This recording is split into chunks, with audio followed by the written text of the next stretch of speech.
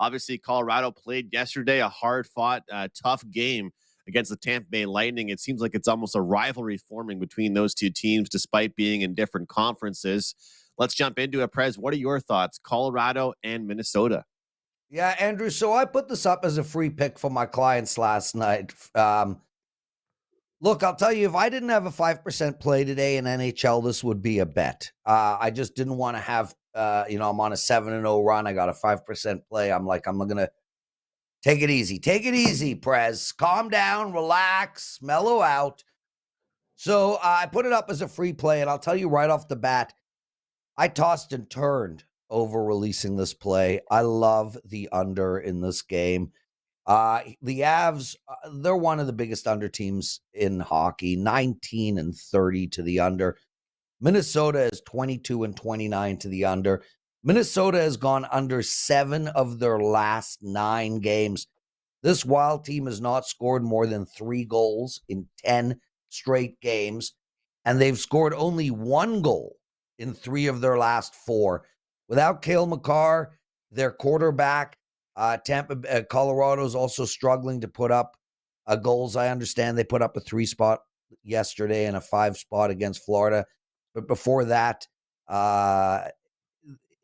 they're not scoring 4 or 5 goals every single game, and they're really holding their opponents down. I love the under here. Like, love the under. I can't believe it's 6. I wrote in my free pick analysis, I thought this game should have been 5.5 slanted juice-wise to the under. So I think there's a ton of value on the under in this game. And moving forward, guys, there's a ton of value in the under on every Minnesota game. Yeah, I agree with you there, Prez. I mean, 6 of their last 7 games, they seem to be struggling to score. They don't have a lot of depth right now. It's pretty much the top guys or bust with that team. Yeah. And Colorado looks like a different team as well lately, Carm. What do you think here? Do you agree with Prez on the under? I do. I remember some guy on the show saying months and months ago that Minnesota is a good under team, and those bets continue to cash. I don't remember who it was. I'd have to go back and look at the video of it. But as far as this game in itself goes, yeah, I like the under, but I'm leaning to Minnesota here, and mainly because we have some injuries, obviously on Colorado's side. They're on a second of a back-to-back. And that game against Tampa wasn't the easiest game. It is tough to have a game like that. It's a physical game, and then you've got to hit the road and play a Minnesota team that is going to be skating. This team has some speed, and they're also they need a win. Minnesota needs a win about as bad as any other team in the NHL right now. They've lost 4 of the last 5. The one game that they did win is in OT. They've picked up 3 points, I think, in their last 3 of their possible 10 points. They need some wins as well, too.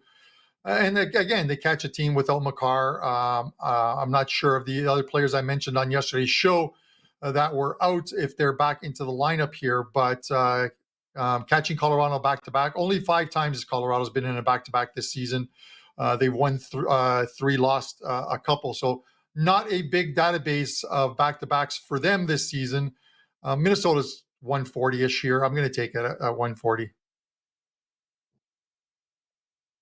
Yeah, I just with this game, for me, I think that I wouldn't call it, my strongest play of the day by any means, but I think it's a spot for Minnesota. I just don't love that price. So if I was to choose a pick here, I would probably take Colorado at the plus 120, just because the situations that Colorado's being put in and the injuries and stuff like that lately, I just find they're getting disrespected in the marketplace. And this is the kind of the spots that I want to be betting on them here. But I think, as I looked at this more and more overnight and throughout the morning, the under became more of my favorite play on this game because I think that after what happened yesterday, the hard-fought game that Colorado went through, they're going to have to play well defensively. And it really would surprise me if we saw, just an outburst of goals tonight from the Wild. It really would, but they're getting in a good spot here, and we'll see what can happen. But like Prez said, the Wild have not looked good recently.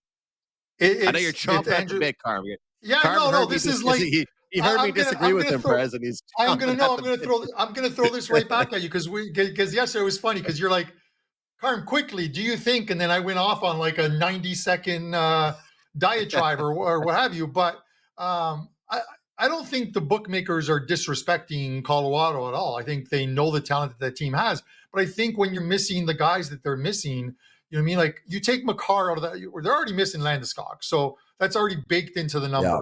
number. Now, when you're also missing Makar, a great puck handler for that team, and I'll say it again after that dirty hit by Carter, it's another big component of your team. A guy who leads your power play, a guy who leads your number one line, and a puck carrying defenseman that can go end to end. You take that guy out of the lineup, that has to affect the line. So I don't think it's a matter of disrespect. If Makar's in this lineup tonight, then this line is probably one of those ones where Minnesota is like minus 120-ish. They're 20 cents cheaper. It could even be minus 110 both ways. I think it's that much of a factor having a guy like Makar out of the lineup. So that's all I'm saying, Andrew. I don't think they're getting disrespected. I respectfully disagree. If it was basketball and 2 players are missing, then it would be a big deal. But it's hockey. There's 4 lines out there.